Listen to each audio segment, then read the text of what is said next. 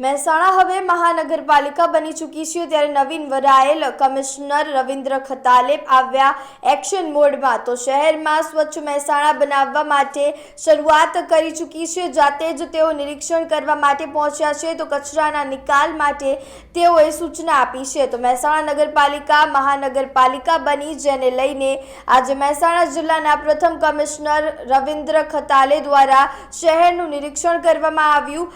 ખાસ વાત કરીએ તો સ્વચ્છ ભારત અભિયાન અંતર્ગત શહેરમાં રહેલ ગાર્બેજ સેન્ટરને નક્કી કરી ત્યાંથી તેના નિકાલ કરવાની સૂચના આપી છે તેમજ શહેરને ક્લીન બનાવવા તેમજ શહેરના વિકાસનું તેઓએ અભિયાન ઉપાડ્યું છે।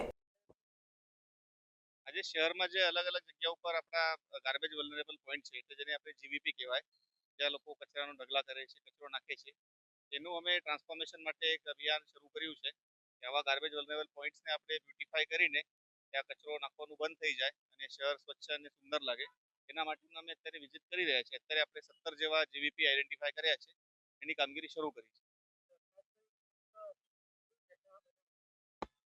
મહેસાણા આપણે એક આદર્શ મહાનગરપાલિકા બની જાય એના માટે અમારો પ્રયત્ન છે સ્વચ્છ, સાફ, સુંદર અને વેલ ઓર્ગેનાઇઝ મહેસાણા બનાવવાનો અમારો પ્રયત્ન છે। બંને બંને વિભાગમાં જે વહેંચવામાં આવ્યું છે બંનેનો વિકાસ થાય એ માટે અમારો પ્રયત્ન ચાલુ છે।